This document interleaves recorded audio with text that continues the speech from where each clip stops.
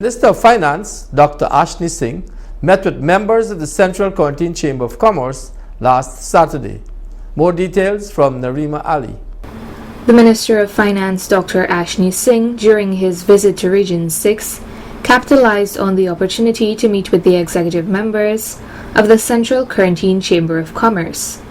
This meeting was convened at the Chamber's office at Williamsburg, Corentyne, Berbice on Saturday, January 9th.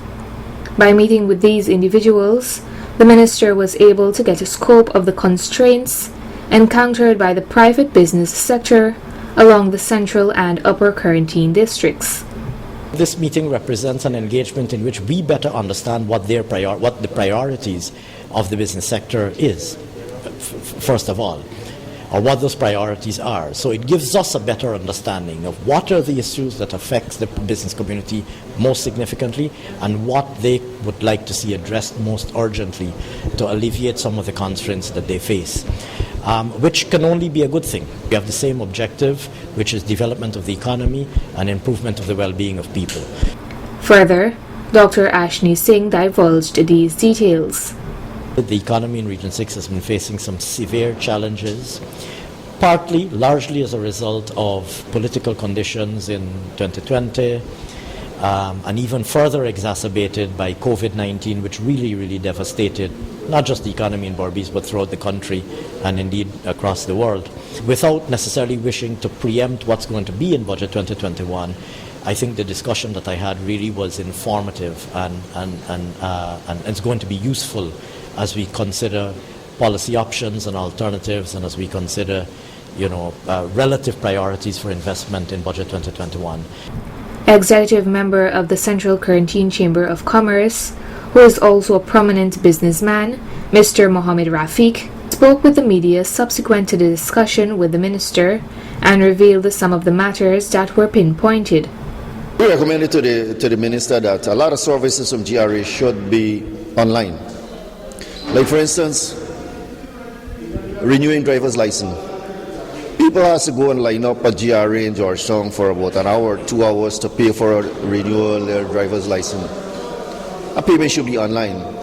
People should have the ability to apply for the license online, and GRA post it to them. Those are not things that are difficult to do. So we expect the GRA to start instituting those services and more other online services. Some of the additional matters that were highlighted were a vehicle that may cost $6,000, $6 million, when the government strap on all their excise taxes and all the other taxes, it costs $20 million. So that's something we asked the minister to look into. High lending rate that business and other people who would like to get into business, they have to pay. We asked the minister to see whether the central bank, if there's anything the government can do. The COVID situation and the effect on business. In this budget, we are asking the government to see how best what else they can do. All in all, the private business sector remains optimistic that the minister would assist them. We are hoping at least some of these issues would be addressed. We know that not everything we ask or we draw to his attention would be done, and be done, let's say, tomorrow or next month. But we hope that whatever was discussed, something can come out of it. Since Region 6's main economic activity is agriculture, representation was also made for the agricultural sector in East Berbice, Corentyne. Narima Ali, Channel 8 News.